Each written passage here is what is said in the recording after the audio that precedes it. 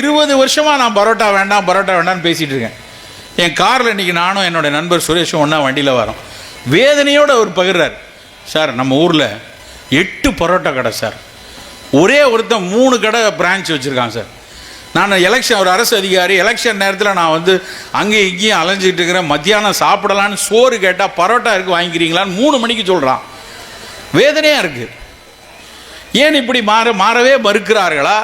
இன்னொரு விஷயம் கேட்குறேன். ஒரு காரணம் என்னென்னா, சோறு கேட்டால் 100 ரூபா கேட்குறீங்க, மத்தியான சாப்பாடு சாப்பிட்ணுன்னா 100 ரூபா ஆகுது. ஆனால் 6 பரோட்டா வந்து 30 ரூபாய்க்கு நான் சாப்பிட்ற முடியும்.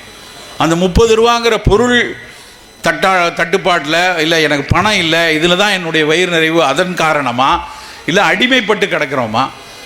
எல்லா இடத்துலையும் அவர்கிட்ட நான் பேசிட்டே வரேன். இந்த ஊரில் மட்டும் இருக்கா, இந்த பேரூராட்சி எல்லாத்துலேயும் எத்தனை கிராமம் இருக்குன்னா வரிசையாக கிராமங்களை சொல்கிறார். ஒரு கிராமம், இந்த கிராமத்துலேயும் பரோட்டா கடை தான், இந்த கிராமத்துலேயும் பரோட்டா கடை தான், இங்கேயும் பரோட்டா கடை தான், மாற்றி மாற்றி இருந்து கொண்டே இருக்கு. ஏன் நமக்கு என்ன மைதா மேலே வந்து அப்படி ஒரு வெறுப்பா? என்ன காரணம்? அடிப்படையில் அது பல தடவை பல கூட்டங்களில் சொல்லியாச்சு, சர்க்கரை வியாதி வருவதற்கான மிக அடிப்படை முகாந்திரம் அந்த மைதாவில் இருக்குது. அது எப்படி சாப்பிட்டாலும் சரி, அது நானாக சாப்பிட்டாலும் சரி, பரோட்டாவை சாப்பிட்டாலும் சரி, பாஸ்தாவை சாப்பிட்டாலும் சரி, எந்த வகையில் சாப்பிட்டாலும் அந்த மைதாவில் அலாக்சான் என்கிற பொருள் இருக்குது.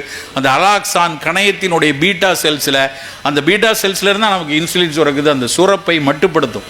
உங்கள் வீட்டில் எந்த குழந்தை எனக்கு பாஸ்தா வாங்கித்தா, பிஸா வாங்கித்தா, பரோட்டா வாங்கித்தான்னு அடம் பிடிக்குதுன்னா, அதுவே ஸ்பூனாக நம்முடைய கணையத்தினுடைய ஐலட் செல்லை தாக்குவதற்கான நச்சு மருந்தை எடுத்துவதால் தான் நம்ம எடுத்துக்கொள்ளணும்.